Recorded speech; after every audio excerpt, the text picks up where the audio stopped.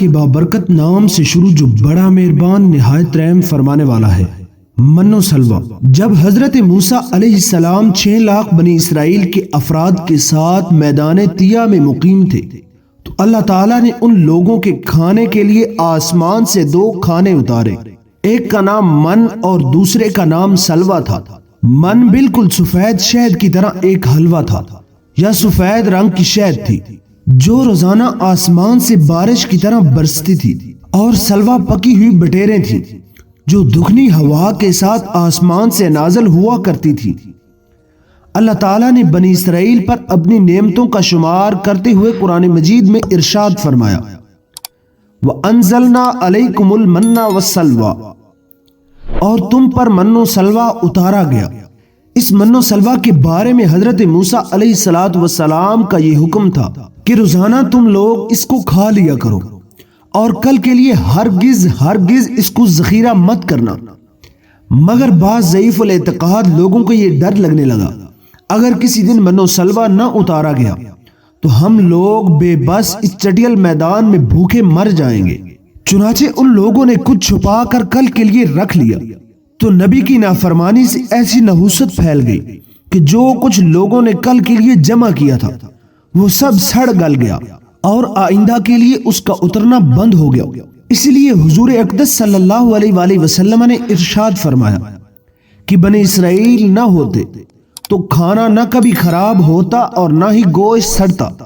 کھانے کا خراب ہونا اور گوشت کا سڑنا اسی تاریخ سے شروع ہوا ہے، ورنہ اس سے پہلے نہ کبھی کھانا بگڑتا تھا اور نہ ہی گوشت سڑتا تھا۔ ناظرین گرامی، کیا آپ جانتے ہیں میدان طیہ کیا ہے؟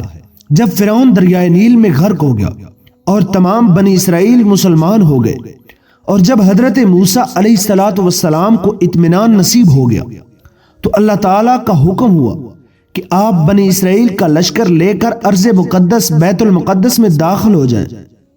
اس وقت بیت المقدس پر اماکلہ کی قوم کا قبضہ تھا جو بدترین کفار تھے اور بہت طاقتور اور جنگجو نہایت ہی ظالم لوگ تھے۔ حضرت موسیٰ علیہ السلام 6 لاکھ بنی اسرائیل کو ہمراہ لے کر قوم اماکلہ سے جہاد کے لیے روانہ ہوئے، مگر جب بنی اسرائیل بیت المقدس کے قریب پہنچے تو ایک دم بزدل ہو گئے اور کہنے لگے کہ اس شہر جبارین یعنی اماکلہ میں جو بہت ہی زور آور اور زبردست ہے، لہذا جب تک یہ لوگ شہر میں رہیں گے ہم ہرگز شہر میں داخل نہیں ہوں گے۔ بلکہ بنی اسرائیل نے حضرت موسیٰ علیہ السلام سے یہاں تک کہہ دیا کہ نعوذ باللہ کہ اے موسیٰ، آپ اور آپ کا خدا جا کر اس زبردست قوم سے جنگ کریں، ہم تو یہیں بیٹھے رہیں گے۔ بنی اسرائیل کی زبان سے یہ سن کر حضرت موسیٰ علیہ السلام کو بڑا رنج اور صدمہ ہوا۔ آپ نے باری تعالیٰ کے دربار میں یہ عرض کی، اے میرے رب، مجھے اختیار نہیں ہے مگر اپنا اور اپنے بھائی کا تو ہم کو ان بے حقوں سے جدا رکھ۔ اس دعا پر اللہ تعالیٰ نے اپنے غضب و جلال کا اظہار کرتے ہوئے فرمایا کہ تو وہ زمین ان پر حرام ہے 40 برس تک بھٹکتے پھرے زمین میں، تو تم ان بے حکموں کا افسوس نہ کھاؤ۔ اس کا نتیجہ یہ ہوا کہ یہ 6 لاکھ بنی اسرائیل ایک میدان میں 40 برس تک بھٹکتے رہے مگر اس میدان سے باہر نہ نکل سکے۔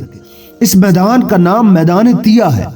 اس میدان میں بنی اسرائیل کے کھانے کے لیے من و سلوہ نازل ہوا اور پتھر پر حضرت موسیٰ علیہ السلام نے اپنا عصا مار دیا تو پتھر میں سے 12 چشمے جاری ہو گئے۔ اس واقعے کو قرآن مجید میں بار بار مختلف عنوانوں کے ساتھ بیان فرمایا ہے، جس میں سے سورۃ مائدہ میں یہ واقعہ قدر تفصیل کے ساتھ ذکر ہے، جو بلا شبہ ایک عجیب الشان واقعہ ہے جو بنی اسرائیل کی نافرمانیوں اور شرارتوں کا تعجب خیز اور حیرت انگیز داستان ہے۔ مگر اس کے باوجود بھی حضرت موسیٰ علیہ السلام کی محبت اور شفقت بنی اسرائیل پر ہمیشہ رہی۔ جب یہ لوگ میدان طیہ میں بھوکے پیاسے تھے تو حضرت موسیٰ علیہ السلام نے دعا مانگ کر ان لوگوں کے کھانے کے لیے من و سلوہ نازل کرایا اور پتھر پر عصا مار کر 12 چشمے جاری کر دیے۔ اس سے حضرت موسیٰ علیہ السلام کے صبر اور آپ کے حلم اور تحمل کا اندازہ کیا جا سکتا ہے۔ انہی الفاظ کے ساتھ اجازت چاہتے ہیں، ملتے ہیں ایک نئے اور دلچسپ موضوع کے ساتھ۔ تب تک کے لیے اپنا اور اپنے پیاروں کا ڈھیر سارا خیال رکھیے گا۔ والسلام علیکم ورحمۃ اللہ وبرکاتہ۔